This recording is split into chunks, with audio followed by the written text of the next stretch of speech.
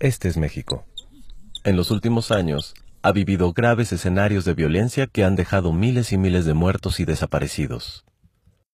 El último escenario grave sucedió en Oaxaca, al sur del país. El 19 de junio del 2016, fueron asesinadas al menos 11 personas por policías federales y estatales con armas de alto poder, en el intento por diluir una manifestación. Este conflicto ha dejado más de 60 presos políticos en el estado. Los maestros y pobladores se manifestaban contra la reforma educativa, como en muchos lugares del país. Pero ¿por qué maestros y ciudadanos se oponen a esta reforma? Veamos. En 2013, diputados y senadores aprobaron la reforma educativa por iniciativa del presidente Enrique Peña Nieto. Lo hicieron protegidos por miles y miles de granaderos. Bueno, aquí solo pondremos unos cuantos. Las protestas ya existían, pero no les importó escuchar las voces de especialistas en el tema, maestros y padres de familia. ¿Para quiénes entonces estaban realizando la reforma? Es muy claro, las voces que sí escucharon provenían de grupos empresariales como Mexicanos Primero y la Organización para la Cooperación y el Desarrollo Económico, el Club de los Países Ricos. Uno de los pilares de la reforma educativa es la evaluación a los maestros por lo menos cada 4 años. Esta evaluación pretende medir la idoneidad del maestro. Pero no toma en cuenta grado académico y experiencia, la calidad humana con los alumnos, ignora las diferencias culturales y socioeconómicas del país, por ejemplo, entre un maestro de un municipio de Nuevo León o un maestro rural en la Sierra de Puebla. El examen, además de largo y antipedagógico, está compuesto en su mayoría por preguntas sobre reglamentos y procedimientos burocráticos, y no por contenidos académicos. La verdad es que uno de los grandes objetivos de la reforma educativa es someter a los trabajadores de la educación arrebatándoles su estabilidad en el empleo, con el pretexto de mantener solo a los maestros idóneos. La renuncia provocada y el despido masivo echará a la calle a decenas de miles de educadores. Pero, ¿quién evalúa a los maestros? Enrique Peña Nieto impulsó la reforma educativa. Sí, quien difícilmente se sabe las capitales de los estados, creía que Benito Juárez estaba vivo en 1969 y que no puede citar los 3 libros que marcaron su vida. Este hombre, preocupado por la educación, tiene la facultad de nombrar al Consejo Directivo del Instituto Nacional de Evaluación Educativa. El INE, que evalúa a los maestros, es opaco y propenso a la corrupción. La evaluación que aplicará permitirá controlar y vigilar a los maestros al decidir su permanencia en el empleo. Los nuevos maestros serán despedidos sin responsabilidad para el gobierno, pues la ley deja fuera a tribunales de conciliación y arbitraje. Es decir, nadie podrá defender a los trabajadores de la educación que ya no contarán con los elementos más básicos de protección laboral. ¿A quién pretende controlar la reforma?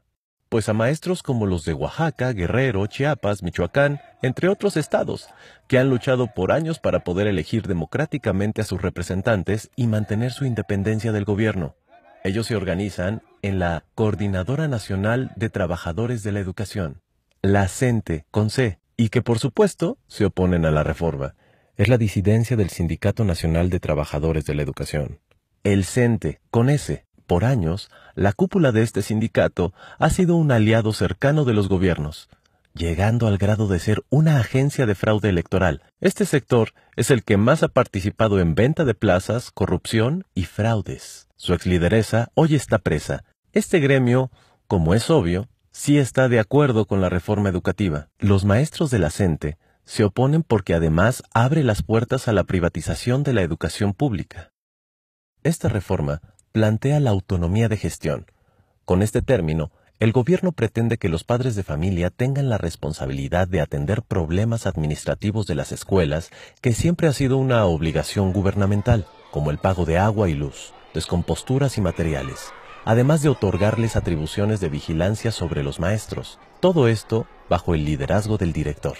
También alienta el entrometimiento de empresas en las escuelas públicas. No es exagerado decir que la complicidad de empresarios con gobiernos corruptos, como los que tenemos, harán de la educación un jugoso negocio a costa de los padres de familia. Para nadie es un secreto la gran crisis del sistema educativo mexicano. Este sistema está formado por autoridades educativas, infraestructura, maestros, alumnos, programas de estudio y materiales. De todos estos componentes, el gobierno y los medios de comunicación han fabricado a un solo culpable de esta crisis: los maestros. Pero en México se siguen implementando planes de estudio de hace 15 años.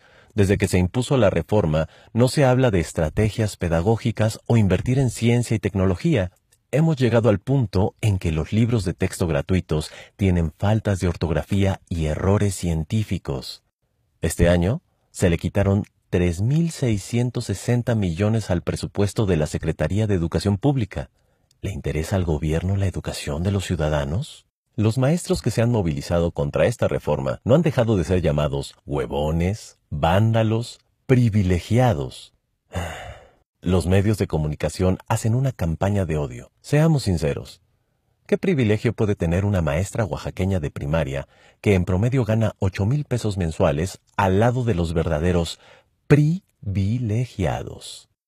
Muchos mexicanos no tenemos estabilidad laboral, seguridad social, jubilación, vacaciones, ya no se diga aguinaldo. Nos molesta la lucha de los maestros, pero la precariedad laboral no tiene que ser generalizada. En lugar de oponerte a los maestros en lucha, quizás sería buena idea recobrar juntos los derechos que nos han quitado. En conclusión, la reforma educativa es una contrarreforma porque nos regresa al pasado. No es educativa, pues no intenta mejorar la educación. Es una triste ley que lesiona el derecho de los maestros y abre las puertas a la privatización. Por eso digo, yo estoy con los maestros.